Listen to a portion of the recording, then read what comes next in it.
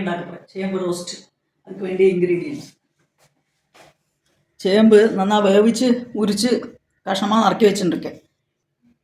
பெரிய சேம்பு கஷ்டமாக நறுக்கி வச்சுருக்கேன். அதுக்கு வேண்டிய சாதனங்கள்: பொரிச்சு கொட்டுறதுக்கு கடுகு, உளுத்தம்பருப்பு, மிளகா வத்தல், மிளகாப்பொடி, மஞ்சப்பொடி, இல்லை கடைசியாக லாஸ்ட்டாக அரிசி பொடி போட்டு கிரிப்பு நல்ல முறுமுறுன்னு இருக்கிறதுக்கு அரிசி பொடி போட்டு வச்சு நான் எப்படி பண்ணணும்னுള്ളത് காட்டுறேன். சீஞ்சட்டியில் கடலெண்ணெயாக்கம் விட்டுருக்கேன். நான் வெளிச்செண்ணெய் வேணுனாலும் விட்டுக்கலாம்.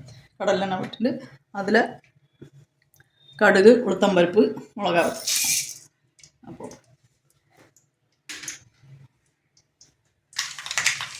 പൊട്ടിയച്ച് കറിവേപ്പില ചേമ്പ് നന്നാ ഒറ്റ ആക്കിന്. പിന്നെ നമുക്ക് വേണ്ടിയ മഞ്ഞപ്പൊടി,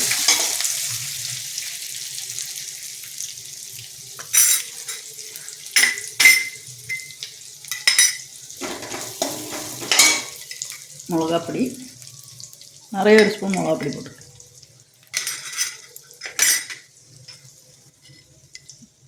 கொஞ்சமாக உப்பு,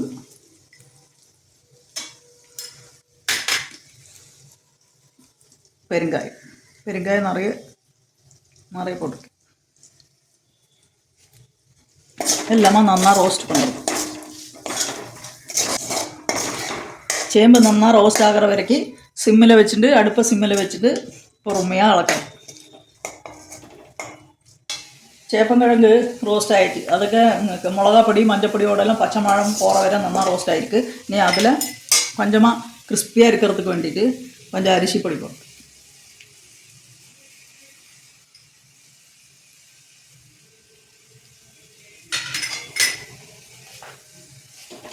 அதுக்கு வேண்டிய கொஞ்சம் கூட மிளகாപ്പൊടി போட்டு ഒന്നും കൂടി നന്നാ അത് ഫ്രൈ ആകുற വரைக்கும் ഒന്ന് റോസ്റ്റ് பண்ணுறது. അത് കഴിഞ്ഞ് കാണിക്കാം. ചേമ്പ് റോസ്റ്റ് റെഡി ആയിച്ച് அதுக்கு கடைசியாக கொஞ்சம் கறிவேப்பிலை தூவி அതൊന്ന് ഫ്രൈ ആക്കി